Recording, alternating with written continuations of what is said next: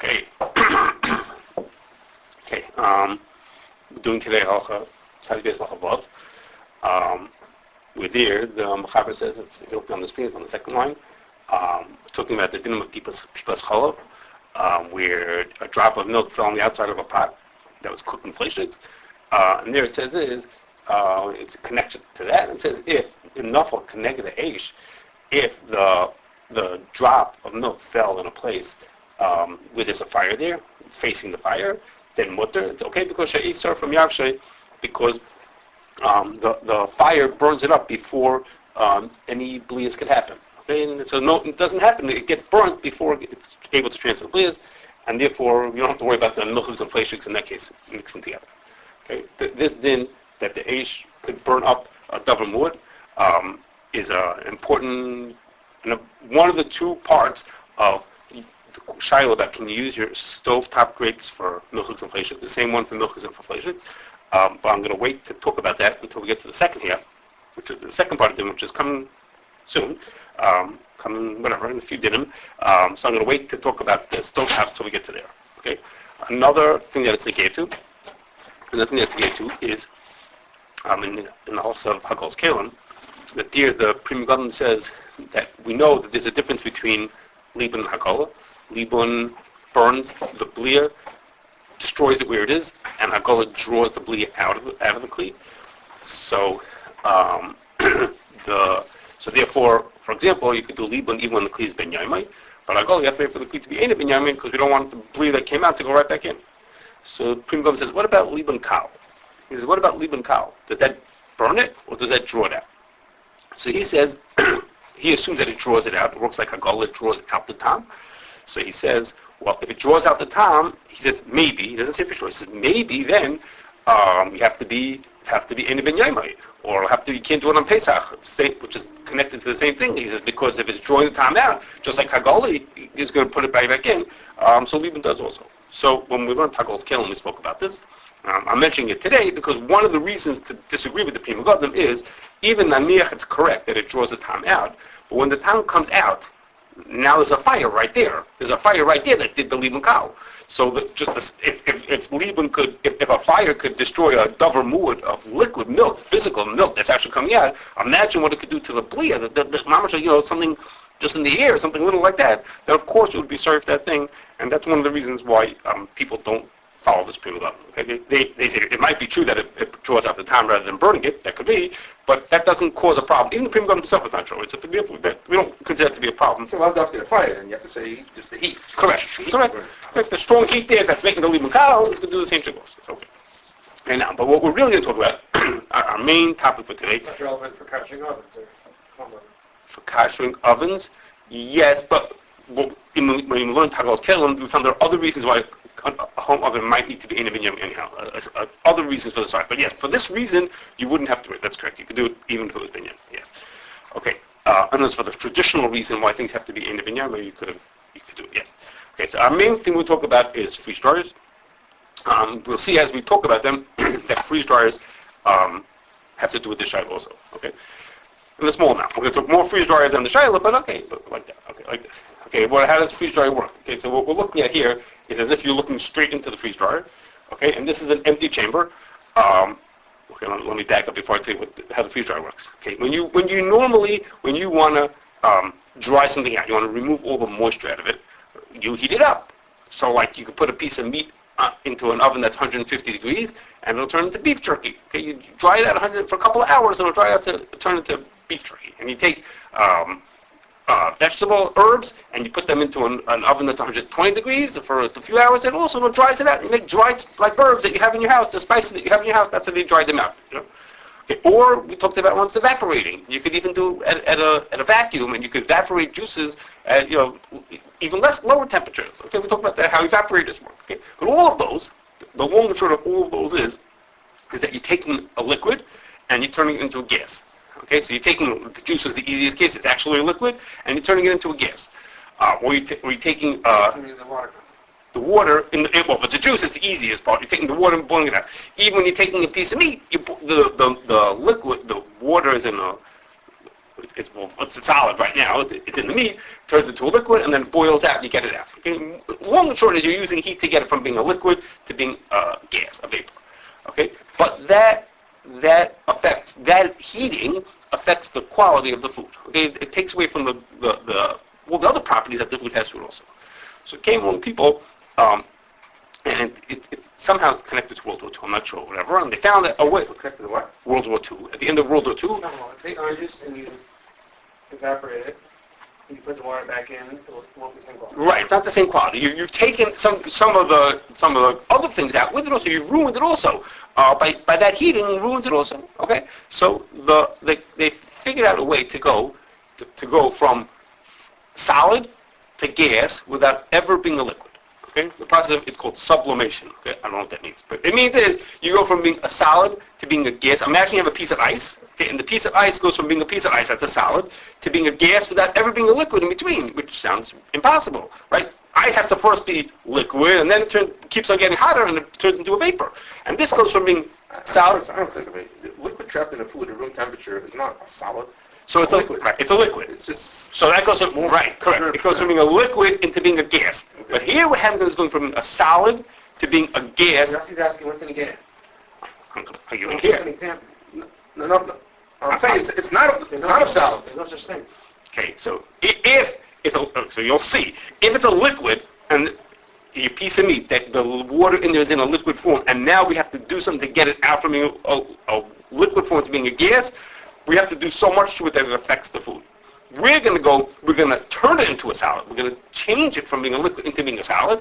We're going to freeze it. That's why it's called a freeze dryer. First, we're going to freeze it, turn it into a salad, and then we're going to go from being frozen to being a gas without ever going back to being a liquid in between. It's going to be a solid and a gas. Correct, and it's never going to pass through the liquid stage in the middle. Okay, it's called sublimation. Make it a solid. Okay. We're gonna. So that's what it's called. Yes, I'm sorry. We call it a freeze dry because first you freeze it. You freeze it very thoroughly, so it's complete solid, and then you take it from being solid to being gas without ever passing in the middle. Okay, it goes through called the triple point. Reliquefying it. Yes, called the triple point through a process called sublimation. Those are all very big words. I can't explain to you the science of it. They've tried to explain to me. I don't get it. Whatever. Not so relevant. So anyhow, so that's what it does. It goes from being frozen to being gas, and it never Dry ice. This goes from solid to a gas at room temperature. Yeah, but this is not dry ice. This is whatever. Okay, so how does it work? Okay, so what is like this? Okay, now back to the picture. Okay, so we have here. You're looking at the freeze dryer like head on, looking into this freeze dryer, and it's empty. There's nothing in there. So what do we have? They have this big chamber. It's a circle, a window. It's a tube. It's I'm explaining it. It's a tube. You're looking into the tube. It's like, think about it. It's a truck. Okay, you're looking into the tank here this way. Okay, it's a long piece of. yes, it's long. It's horizontal. It's horizontal. We're looking into a horizontal tube. Okay. I'm sorry. This looks like shelves in a hot box. It's very very close to that. Okay, so you're looking into the horizontal tube, and what you have here is it's an empty tube. Okay, and that's the black wall around. Okay, and it has in it heating bars. Okay, a bunch of heating bars spaced in between there. I made you however many I made. Okay, and what you do is now separate from that. That's what the chamber looks like. Now you have a rack on wheels. Okay, you have this rack here. This is a plain, good old-fashioned, nothing special about this rack. Just a plain old rack, and onto it you put trays of frozen food.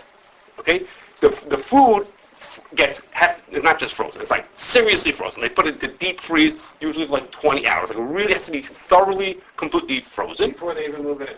Yeah, this is in a freezer. In a standard freezer. In a good old-fashioned freezer. Just it has to be very cold and solidly frozen, like without like no bits that are not even frozen. It's solidly frozen, and then you roll the rack into the chamber. Okay, you roll the rack into the chamber, and the way it's set up, the way you see how it's set up is that for every part of the rack has a tray on top of it and has a heating bar right underneath it. There's a heating bar underneath the tray, underneath the rack itself. Okay, the rack under each bar of that rack, there's a heating bar sitting underneath it to heat it up. Because what's going to happen is in this chamber, this product's going to sit in the chamber for like 20 hours for a really long time. And under almost perfect vacuum, almost perfect vacuum, and the temperature is very controlled. That's why there are heating bars between every one of them, because it's in your, let's say in your home oven. You heat your home oven to 350, it means one part is 350, one part is 340, one part is 320. It's not exactly the same temperature because the heat's only in one place. Here the heat comes from every single spot, so the temperature is very, very well controlled, all computer controlled, and it makes it that it runs through this very long, very, very long cycle, like 15, 20 hours, and at a very specific temperatures. It goes a little higher, it goes a little lower, all kinds of very specific temperatures, and what happens is the product that's sitting on the tray slowly loses its water, but it does not change the way it looks. Okay, if you put the food onto there, and when it comes out afterwards, it looks almost exactly the same as when it went in. Okay, where does the water vapor go out? And the water, so there's a vacuum here, and the vacuum, and also there's sucking, which is the same thing. We vacuum that. So the vapor gives the appearance of disappearing.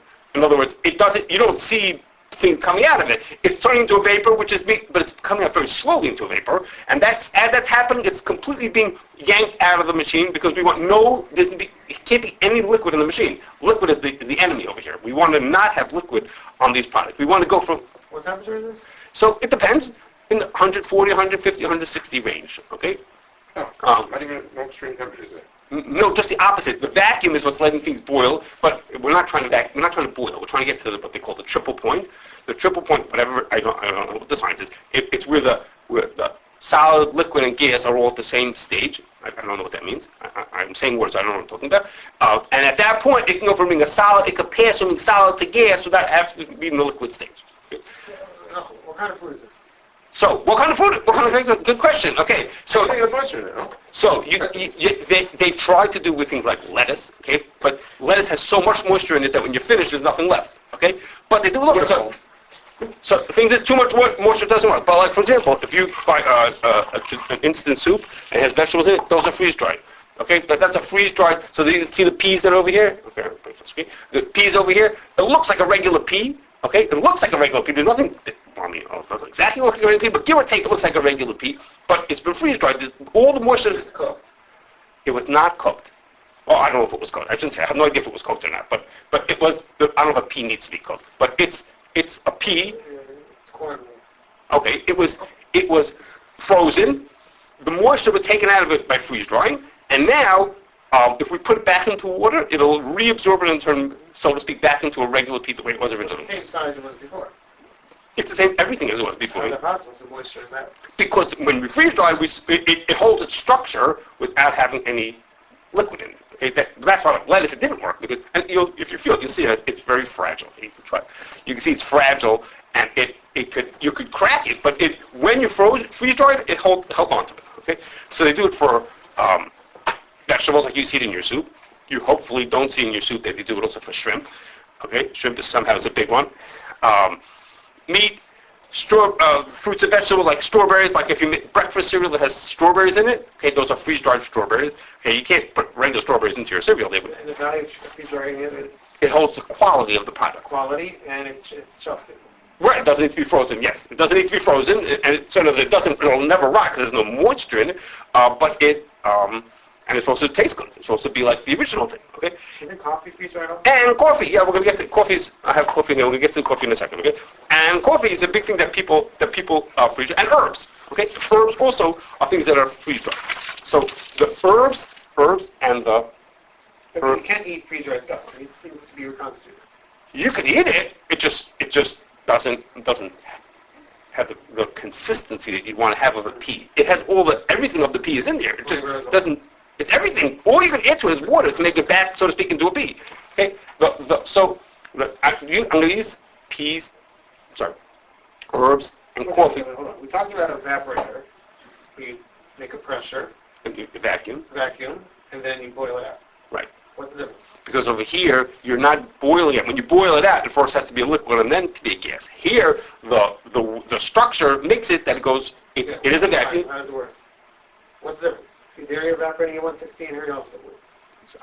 Again, it's a sublimation thing. It's science, but what they practice, what's different? What the difference is that it's not just boiling at lower temperatures. That's all. Right. You're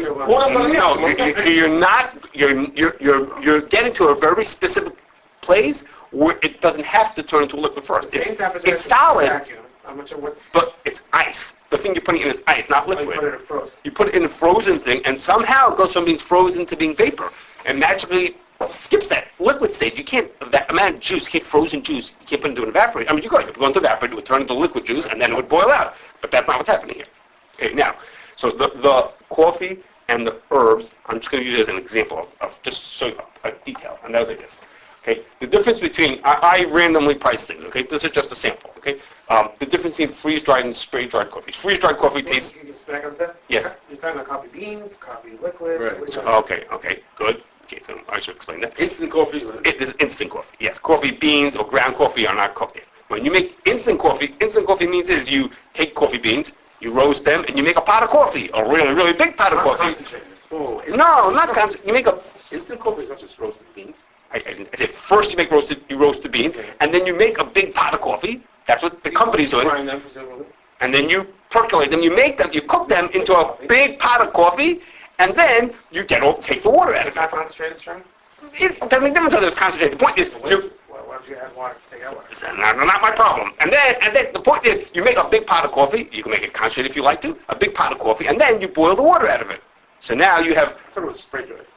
Well, how do you boil the water out of it? So you can either freeze dry it or you could spray dry it. That's the way you get the water out. That's the way you boil the water out. So there's two ways to do it. You can either freeze dry it or you could spray dry it. The freeze dried coffee reconstitutes better and it tastes more like the original coffee as opposed to the spray dried, which is does not reconstitute as well. I'm going to show you later what the difference is. They're not considered the same quality. Okay. So when I looked at two things, the price was $1.40 for the freeze dried. $1.40 an ounce, and 85 cents an ounce for the spray dried. Okay? That was the difference. Real price. What? Real price. Those are real prices. Okay? I don't know if that's always. That's just where I happened to look. That was the price. Okay? Now, as compared to, in an herb, and I took parsley, the price per ounce of spray dried, which is the regular parsley you have in your house or whatever, was about $3 an ounce, and freeze dried was $31 an ounce. Okay? So the Parsley is spray dried? What do you mean? So you say, what is spray dried parsley? So let me give one more second. I'm going to show you one more part of my slide. And so the difference in price was you're paying 68% more for this freeze dried coffee, but you're paying almost 1,000 times more for the freeze dried. 10,000. Well, 1,000%, right? Correct. 10 times more for the freeze dried parsley. So he says, which Meshuggah is going to pay for that? And the answer is, that's why in your house you don't have freeze-dried parsley. But if you make a fancy sauce and you want to have parsley that has special qualities to it, and you're putting in just a little bit, you're going to buy freeze-dried parsley. That's the kind of people who buy freeze-dried herbs, are people making a very high-quality product, or they want it to have the very specific consistency. So those people buy freeze-dried herbs.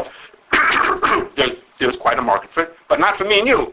I mean, if you walk into the supermarket and you saw parsley costs $2 for the bottle or $20 for the bottle, which one are you going to pick? You pick the one that's $2, same thing. We're still waiting to hear what spray dried parsley. Was it, you don't spray dried. You oven dried. Oven dried. Yes, I'm sorry. Oven dried. Yes, I'm sorry. Yes, sorry. Okay, we'll fix my slide differently. Okay. So now that we've talked about those things, now let's get to the Hashgachah. A freeze dryer is a very advanced, complicated piece of equipment. If you have one, most companies are not going to have one. A coffee company will have one because they make coffee every day of the week. That's all they do is make coffee, and they have enough business that they keep their freeze dryer just for coffee. So how do they load the coffee?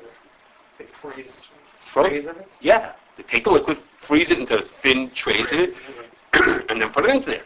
So we assume that freeze-dried coffee is made on equipment. That's all it's done. That's what we do with it. They make coffee with it. Okay? That's why we assume you could buy freeze-dried coffee without Hashgachah, the plain coffee. Okay? Unflavored, yes. But everybody else who has a freeze dryer, most people don't have enough business to freeze dry stuff, to be freeze drying all the time, to keep the freeze dryers busy. Okay? Think about people who make, I don't know, fruits and vegetables. How much stuff do they have that they're going to be making?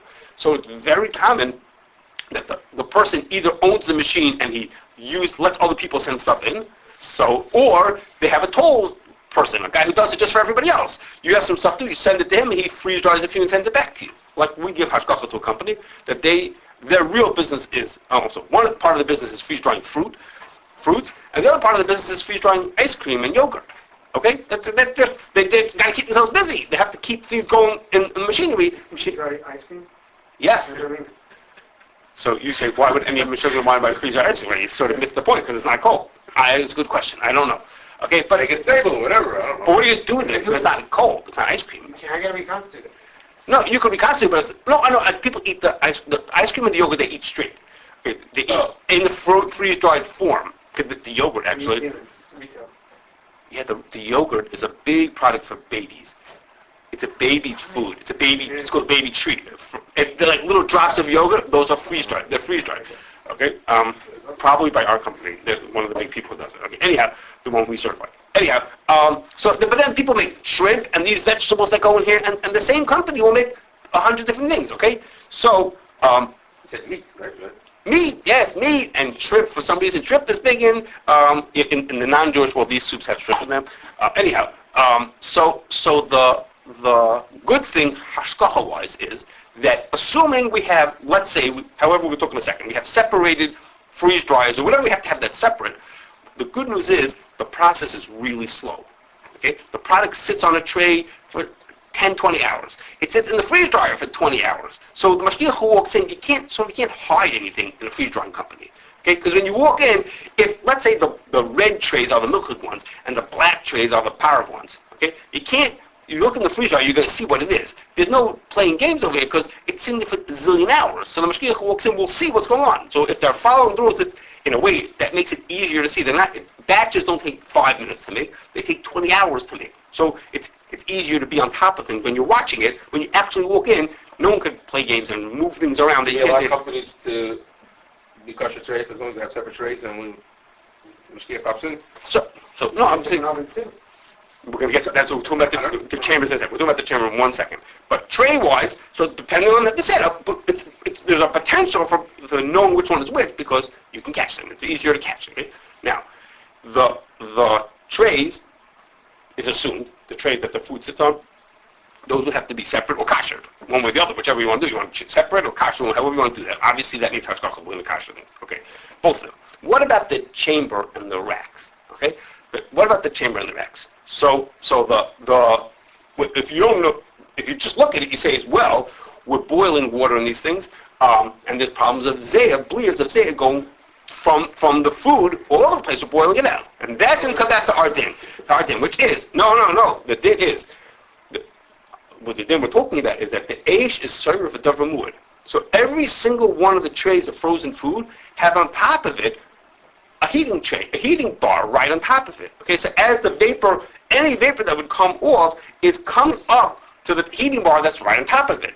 So when our Mechaber says he didn't know about freeze dryers, but when he says that the eish could be served the davar moued, that's going to be served the top one. Now, except that the very top one, the top tray doesn't have a bar on top of it. Top tray doesn't have a bar on top of it. But there, we have first of all we have a vacuum. Okay, the vacuum which is sucking all the moisture out of it. Remember, it's the enemy to have moisture in this thing, so they're sucking all the moisture out of it. And we'll see when we learn about zayah, that in order for zayah to make something, even if it is chafed, to make it chafed up the next food, you'd have to have condensation. And of course, there's no condensation here. Again, that's the enemy here to have vapors in here. So it's accepted you use the same one for... So you can't have the trays that the food sits on have to be... And the heating bar is the same below it. Is what? The heating bars themselves. The heating bar doesn't touch the food. Has trays on them. It's able to It doesn't touch the tray. It doesn't touch the tray. No, the bars are between the racks. Oh, the rack. I'm sorry. No, where the tray is sitting on, the shelf that the tray is sitting on. Oh yeah, so that's what I'm going to say. Yes, correct. Yeah. Now I'll mention to you. A shayla came up just a few days ago. I don't know the answer yet, but it's a gate to this. Happened between the gates happened to come up. It doesn't happen that things fall off the tray, go on the shelf. So it's a good question.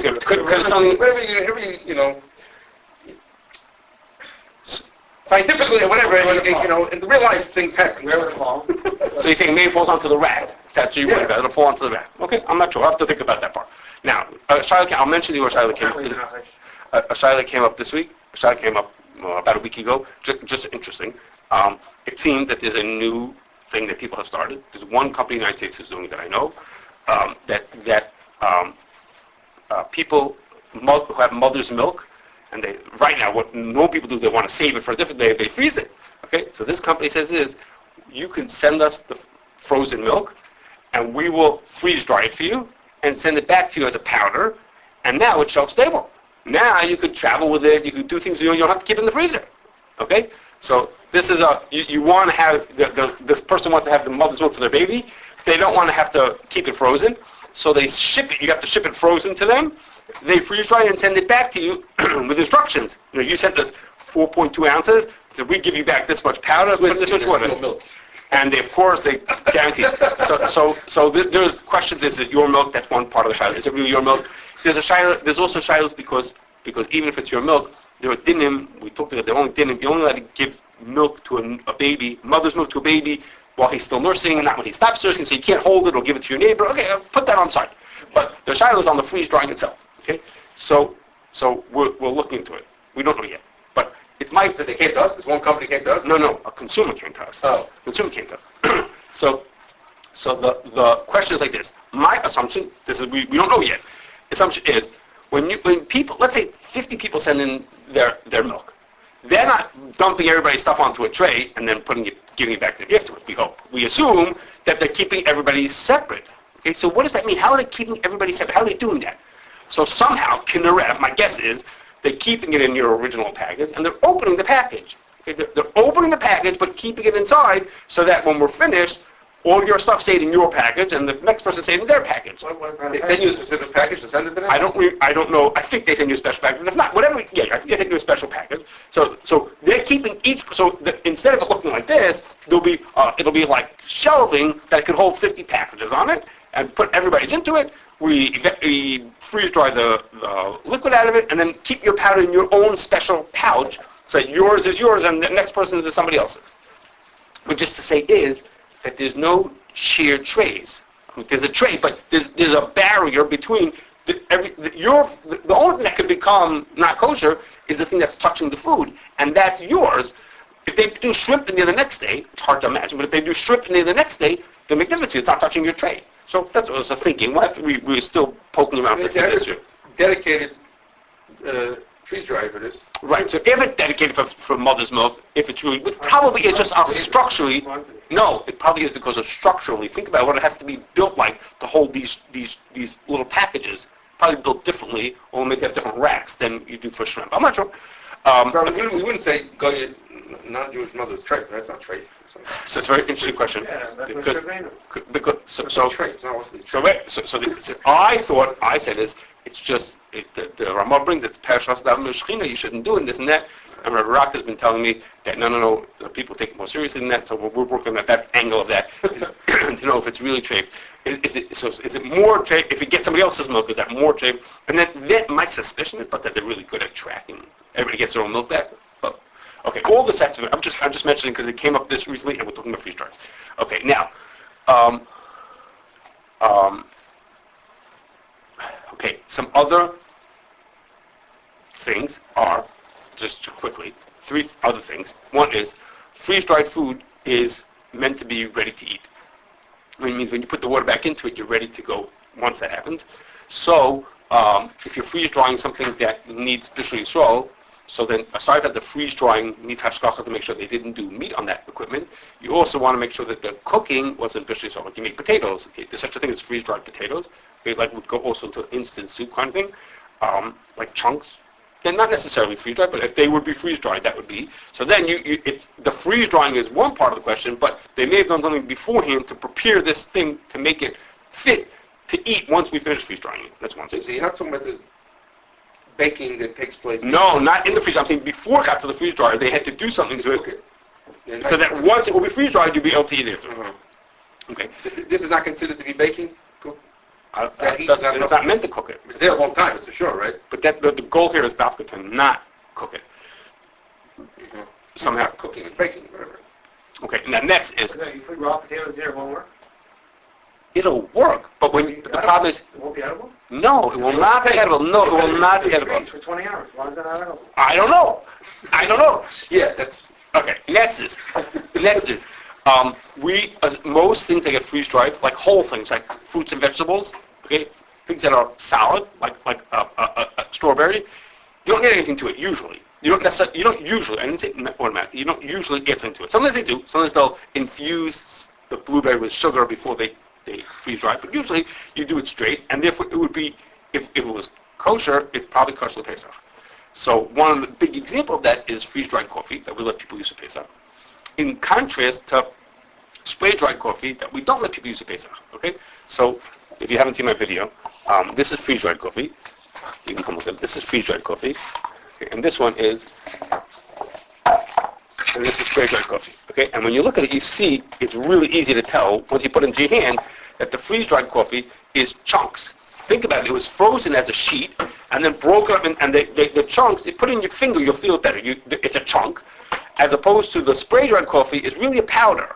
Now, they agglomerate it back into to look like chunks, but it's really, Lamais, it's a powder. If you rub the spray-dried in your fingers, it breaks apart into a powder very easily. It comes out of spray-dried as powder? Yes, it comes out of spray-dried as powder. And then what is it? Then it's called agglomerate, which is to say they put a little moisture to it and they dry it again, so that makes the pieces stick together. That helps it in the hydrate better, and it looks more like it's freeze-dried, but it's really not freeze-dried. It's really, it looks like more like freeze-dried, but it's obviously not. And the freeze-dried one, if you hold it in your hand, you can crumble it if you want to, but it's a chunk. It's harder to crumble. Okay, and the last is. And what's the color? So the difference is, if I have coffee, if it's freeze-dried, they don't add anything to the coffee. So freeze-dried coffee for Pesach is okay if it's not, if it's not decaf, if it's not. But spray-dried, they sometimes add starches to it to help in the drying. It just helps. It gives more solids for the coffee to hold on to. No, in the spray drying itself. Before they put it in the spray dryer. Before they put it in the spray dryer, they'll add starch to it. So there's a potential. It doesn't happen so often, but it could happen. So therefore, we say spray dried needs to have a Hashgachah for Pesach. The freeze dried doesn't. Nothing. Well, the spray dryer, yes, because of the equipment. Yes, you're right. The spray dryer equipment needs Hashgachah for Pesach also. Okay, the freeze dryer. No. I take the back. No, the freeze dryer and the spray dried coffee. We don't worry about the can because they're dedicated. Because that's what they do all day long. The issue is that in order to spray that pump, sometimes they put an ad to make it to hold on to it better, as opposed to the freeze drying is just straight. They just put the coffee in as. No, we say even instant coffee is okay for Pesach. Only if it's freeze dried. So we tell people buy this brand and not that. We don't tell them freeze dried and spray dried. It's hard for people to usually figure out. So we say these 10 brands are okay, but freeze dried. Maybe I'm mixing up. We say it doesn't need Hashgachah, right? For year round. Instant coffee. But for Pesach, coffee doesn't need Hashgachah. correct. But for Pesach it does. Okay. Now the last thing is Which brand that was? which one? Spray dryer. No, I got it from that one. I actually got from Shul, but I actually have it here. I could show it to you if you want. Yeah. And the freeze dried is from I know upstairs. Folger's Tasteless Choice is surely freeze dried. I have no idea. I don't know. I'm not a coffee drinker, so I don't. Okay. The last thing is that the din is that if a bug is 12 months old, a vegetable, the bug in it is 12 months old, the bugs are dried out in their mutter. Almost everyone assumes that if it's mechanically dried out, it's the same thing. So if you take parsley and take cilantro and we put it into an oven and we heat it up, and it becomes the equivalent to 12 months, that's also good enough. It's also, we consider the bugs to be dried out. Right? And freeze drying, again, it's very different. It's a very different way of doing it.